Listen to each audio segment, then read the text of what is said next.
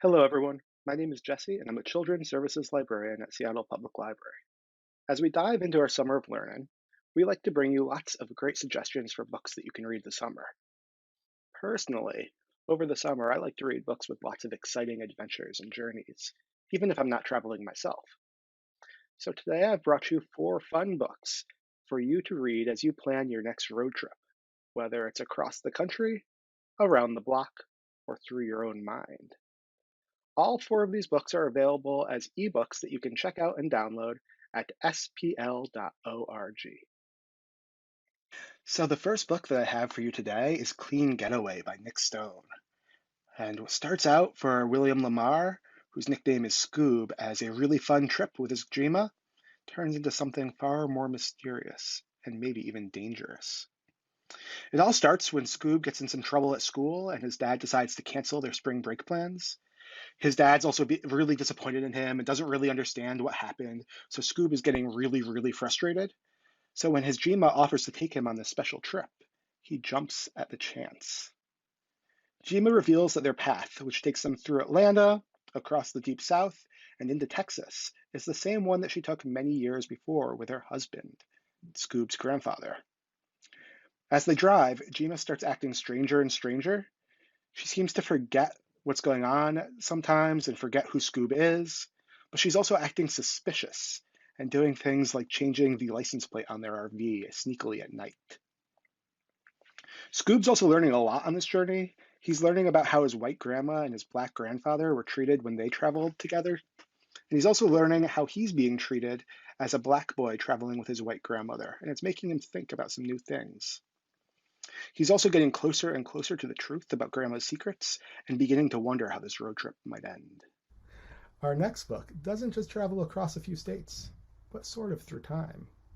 In the Footsteps of Crazy Horse, written by Joseph Marshall III, follows a boy named Jimmy McLean. Jimmy is a member of the Lakota tribe and lives on the Rosebud Sioux Reservation in South Dakota.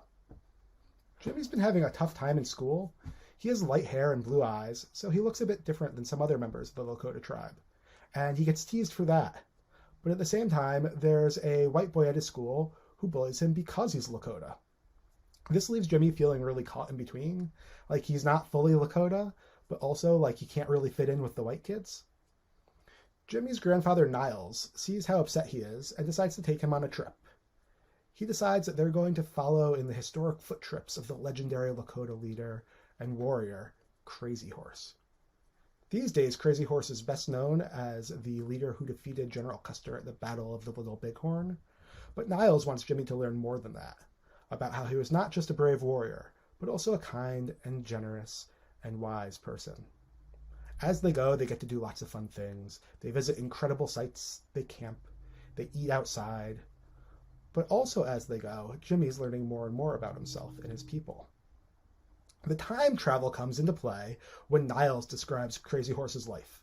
Niles is an incredible storyteller, and his words take us back through time so that we can see how Crazy Horse hunts, makes friends, leads his people, and tries to push back against the white settlers trying to force the Lakota off their land.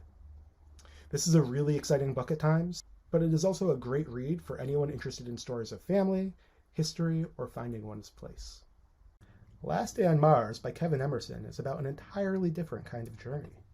This sci-fi adventure takes place about 200 years in the future, and in this version of the future, our sun is slowly going supernova, which means it's expanding and destroying the planets in our solar system. When Earth becomes too dangerous, humanity moves to Mars, which is further away from the sun and will provide a safe place to live while humanity finds a better home further away.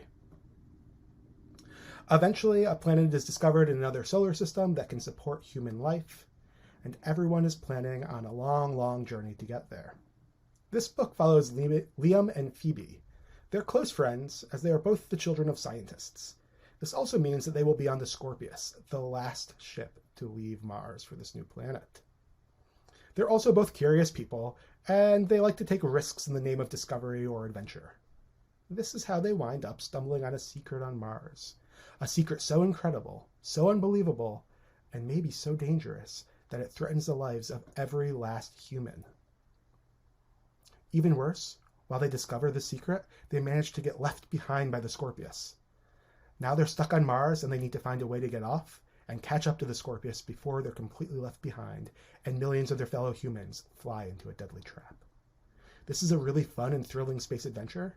It also has a huge cliffhanger of an ending, but don't worry, it's the first in the trilogy, and all 3 of the books are available to download as ebooks on our website. I'm really excited about our 4th and final book together because it's about a completely different kind of journey that you can take using your imagination.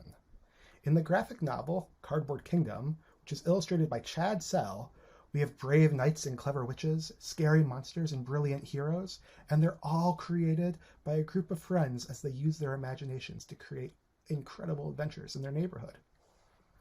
This book has a bunch of different authors, and they all tell different short stories about this group of kids, so we get to see them as they deal with different kinds of challenges in their lives, like fitting in, expressing themselves, and making their parents proud. And what's really neat about it is they figure out these problems while using the characters that they create with their imagination. So we have questions like, will the sorceress get to rule the way that she wants? Will the gargoyle, the hero of the night, protect his domain? Will the mighty banshee find her voice? And will Professor Everything finally find a friend who cares as much about information as he does? I'm not going to tell you. You'll have to read it to find out. This is a perfect book for fans of Victoria Jameson, Raina Telgemeier, or Jen Wang, but it's also a great book for people who like to read about interconnected stories with lots of different characters that then come together, kind of like the Trek books by Jason Reynolds. So these are my road trip reads. Thank you for watching, and remember that you can check out and download all of these ebooks at spl.org.